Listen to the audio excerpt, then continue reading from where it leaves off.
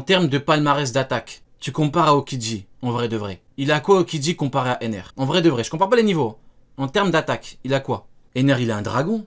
Eltor, vous voyez? Raigo, forme Raijin. Il a quoi l'autre? Un oiseau en glace? Et il te gèle par surprise quand tu regardes à droite. Des fois, c'est pour ça qu'on dit, la comparaison, en général, ça c'est limite. Parce que si tu prends en termes d'attaque, là, Aokiji, c'est une merde à côté. Hein. C'est une réalité. Et pas qu'Aokiji, hein. Beaucoup de ce niveau-là. Mais voilà, ouais, si Ener revient... De toute façon, Oda avait tout mis sur Ener en vrai. Il a mis un méchant de ouf. Même, tu vois, ses commandants, ça va, c'était bien pour l'époque. Hein. Mais comparé à Ener, c'était n'importe quoi. Parce que c'est aussi un point très important. Peut-être qu'Ener connaîtra une sorte de rédemption. En vrai, Ener, il revient. Tu le fous amiral, ça choque qui? Il revient avec un power-up. Tu dégages, tiens, Fujitora, l'aveugle. Tu le dégages, tu le mets chez les Révos, c'est un exemple. Hein. Tu mets Ener, ça choquerait qui? Le mec, vu sa puissance, vu son fruit, et le potentiel qu'il a, chaud. Hein. Voudra se faire pardonner par Luffy. Mais personnellement, je ne pense pas que les Mugiwara acceptent la moindre de ses excuses, tant le mal qu'il a causé est immense. Après, Ener qui s'excuse, ça, ce serait une dinguerie quand même. Genre, Ener, il vient, il dit désolé, j'ai changé, je veux parcourir les mers avec vous, je sais pas si... J'arrive pas à le visualiser, vous voyez? Je pense qu'Ener a beaucoup trop de fierté et est beaucoup trop égocentrique pour se soumettre d'une quelconque manière. En vrai, c'est comme demander à Crocodile de s'excuser. Peut-être qu'il a fait, excusez-moi, pardonnez-moi s'il l'a fait et que j'ai oublié, ça m'étonnerait. Hein. Mais vu la fierté de Crocodile, je pense pas qu'il se soit excusé. Hein. Il a dit à Luffy, on travaille ensemble, mais il a pas dit désolé pour ce que j'ai fait. S'il l'a dit, bon, autant pour moi, mais ça m'étonnerait. Non, il y a des gens comme lui, ils ont trop de fierté. Lucci, Crocodile, ils ont trop de fierté. Ener, pareil. À quelqu'un. Il a le cœur noir, il a le cœur comme le Raigo. S'il ne peut pas le battre, il va simplement l'éviter et faire en sorte de ne plus jamais le revoir, plutôt que de... Son ennemi naturel. Vous voyez, c'est comme Aokiji, non pardon, c'est comme Akainu contre Ace, hein. C'est son ennemi naturel. Vu que le magma consume les flammes, il avait aucune chance de gagner. Ace, il avait aucune chance. Il ne pouvait strictement rien faire. Alors que contre Aokiji, il a pu. Et là, on voit la différence, on voit la nuance. Ennemi naturel, fruit du coup naturellement supérieur. Luffy, Ener, on voyait comment il était fort, on voyait ses techniques. Il pouvait quasiment rien faire contre Luffy. Hein. Bah, tu mets Akainu, tu mets Ace, c'est pareil, il pouvait rien faire. T'as aucune chance de gagner. Hein. Chercher à se mettre sous ses ordres. Dans tous les cas, il reste un dernier... L'ennemi naturel de Kizaru, c'est Moria. Alors là, peut-être Barbe Noire, avec les ténèbres, peut-être. Argument qui, pour le coup, est beaucoup plus difficile à ignorer. Je parle évidemment de tout ce qu'il a trouvé sur la Lune. Vegadar qui travaille là, actuellement il est 23h30, il taffe, il est en pause, il profite pour passer dans le chat. Quel roi. Big up Vegadark. Pour rappel, après sa défaite contre Luffy sur Skypiea, Ener s'est enfui sur la Lune à bord de son arche Maxime. Là-bas, il a trouvé des ruines d'une ancienne civilisation qui portait le nom de Bilka, exactement comme l'île natale. Après, à l'époque, je me disais, ouais, je me posais la question par rapport aux pages de couverture. Parce qu'à un moment, il y a Ener, vous voyez, l'auteur l'a dessiné en mode il sourit avec un gros chat et tout.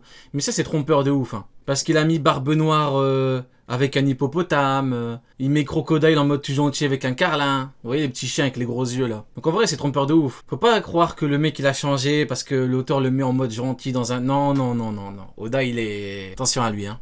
Qu'il a détruit en obtenant ses pouvoirs. C'est à partir de là qu'il a réveillé les Spaces qui sont maintenant sous ses ordres. Mais les fresques qu'il a trouvées sont très intrigantes et il est possible qu'elles aient une utilité dans la suite de l'histoire, et ce dernier argument se base sur ça. Ener a trouvé ces fresques, et si Luffy en a besoin à un moment dans son aventure pour trouver le One Piece, il aura donc forcément besoin de l'ancien dieu de Skypiea à un moment ou un autre. Et il n'aura donc pas d'autre choix que de lui accorder au moins un peu d'attention, et donc pourquoi pas l'inviter à rentrer dans son équipage. Pour l'instant, on ne sait pas à quoi correspondent ces fresques. Nous ne savons pas si ça va avoir une utilité quelconque dans le futur de l'histoire, et Oda pourrait très bien les avoir dessinées simplement pour montrer que son monde vivait avant même toute cette histoire, et que le monde actuel a une histoire et des ancêtres. Roger, tout au long de son aventure, n'a pas semblé avoir... Voilà, hein, ceux qui se demandent quel intérêt pour Ener de revenir, rien que ça. Il revient avec des infos. Pour qui? besoin de telles informations. Un voyage sur la Lune n'a jamais été montré, envisagé ou même abordé durant son flashback. Et malgré tout, il a quand même pu se rendre sur Loftail et découvrir tous les secrets du monde. De ce fait, je doute que Luffy en ait réellement besoin, mais imaginons que ce détail n'ait pas été montré dans le flashback de Roger, ou même qu'il aura lieu après la découverte du One Piece, puisqu'on sait que son équipage a manqué quelque chose, puisqu'ils sont arrivés trop tôt. Mais si un voyage sur la Lune est nécessaire pour accomplir son rêve, alors même là je ne pense pas qu'il ait besoin du retour d'Ener. Luffy ne refusera jamais quelque chose sous prétexte que ça va Luffy ne refusera jamais un voyage sur la Lune.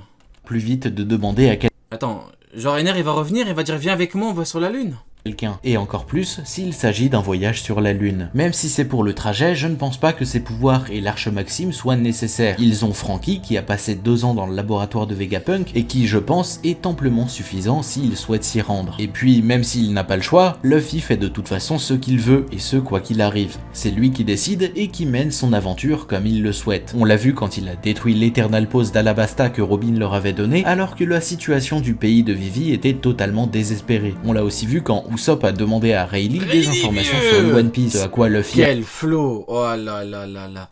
Ah, on voit c'est qui le second du roi des pirates, hein. Regardez, vieux comme il est. Ouah, c'est une dinguerie, cet homme c'est tout, hein. Cet homme a tout fait. Singarling Figarland, c'est-à-dire...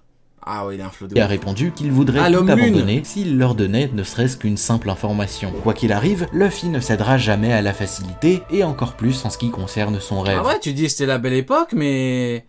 il y a pas longtemps, il a dégagé l'horrible barbe-poire. Hein. Donc mine de rien, on a step up au contraire. Hein. Sur l'archipel, il a fait dire à Kizaru qu'il est plus faible que lui. Et sur Amazonie, il a carrément fait dégager un Yonko. Hein. Donc en vrai, on est monté en grade, hein, on est monté en puissance. D'ailleurs, Luffy n'a pas choisi ses compagnons de voyage par hasard. Ils sont dans l'équipage pour une raison, et c'est la deuxième partie de cette vidéo. Arrêtez de parler de Garling. Rin, après on va faire, rien que parce que t'as parlé, après je fais 3 théories sur Garling. On va tout regarder, toutes les vidéos sur Garling, on va tout regarder. Même les pires vidéos, même les vidéos où le mec se base sur rien, il dit n'importe quoi, on va les regarder. Et on va dire oui, c'est vrai. Non, je rigole.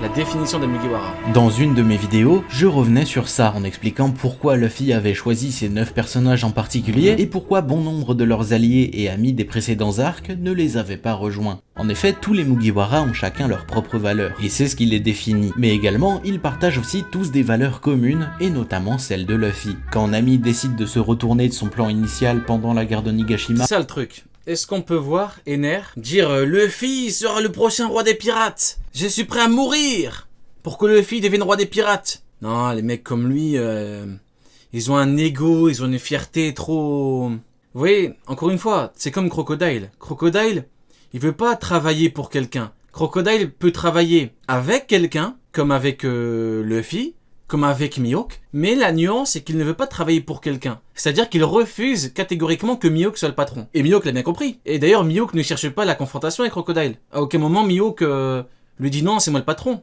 La Cross Guild, c'est nous deux. C'est Mihawk, Crocodile. Baggy, on l'utilise, bah du coup, ça nous arrange. Mais vous voyez comment Crocodile et Mihawk, c'est des gars fiers. C'est des gars, ils ont un ego surdimensionné. Quand ils ont vu que Baggy c'est censé être leur chef, vous avez vu comment ils font que le tabasser. Ils font que le frapper. Vous vous rendez compte de la folie du truc? Non, un mec comme Ener, c'est compliqué. Hein. Là, pour faire C'est comme si je te dis Crocodile Mugiwara, c'est compliqué vis-à-vis de sa personnalité. face à Ulti qui vient de frapper Tama, ça n'a rien d'étonnant. La navigatrice déteste qu'on fasse du mal à un enfant, et chacun des Mugiwara est capable de la comprendre et la soutiendront quoi qu'il arrive. Garling dit à Mihawk, I'm weaker than you. Je suis même pas sûr que King dit ça à Mihawk. Crocodile n'a pas dit ça à Mihawk. Vista n'a pas dit ça à Mihawk. Mais tu veux que Singarling Figarland le dise? Un petit peu de sérieux, mon ami. Un petit peu de sérieux, Tiger. Attention, on ne diffame pas Singarling, s'il te plaît. Pareil pour Usopp qui abandonne totalement l'idée de rejoindre le reste de son groupe sur Enies Lobby pour prendre le temps d'expliquer la vérité à Wamo et Kashi sur les véritables intentions du groupe. Ah ouais, exactement, Magellan, le champion de God Valley va dire à l'horrible mid I'm weaker than you. Le champion de God Valley. À God Valley, il n'y avait que des patrons. T'imagines? Mihawk, c'est même pas le champion de Shichibukai.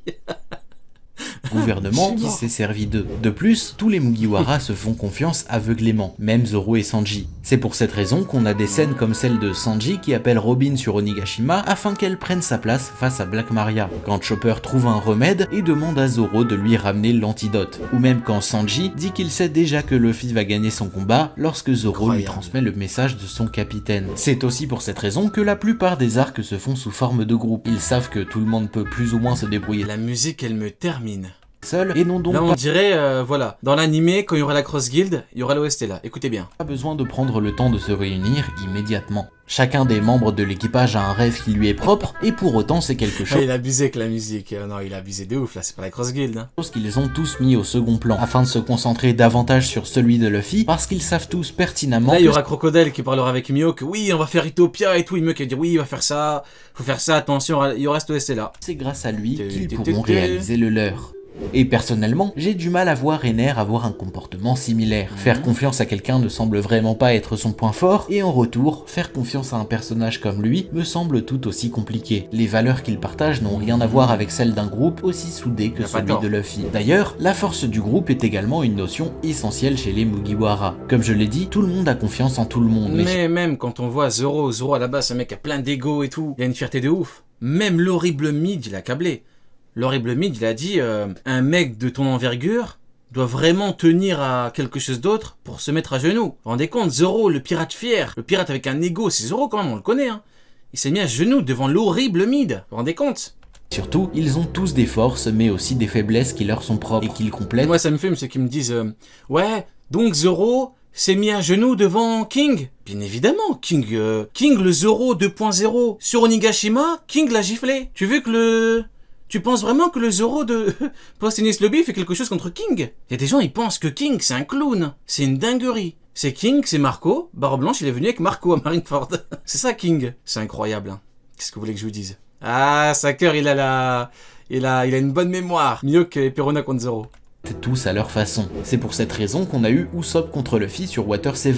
Certes, il y avait toute cette histoire autour du Merry, mais ce n'était pas tout. Usopp se sentait Ça, c'est traumatisant pour moi. Ça, cette scène-là, c'est un traumatisme. plus faible que les autres. Toi et les autres, je n'oserais plus jamais vous regarder en face. Mais c'est nous, on veut plus te regarder en face, gros, c'est nous. Qu'est-ce que c'est que ça? Je vous déteste. Allez, casse-toi de là. Qui n'avait pas réussi à protéger l'argent qui servirait à réparer leur bateau, n'a pas réussi à relativiser sur le Le mec, il pense qu'il est irremplaçable.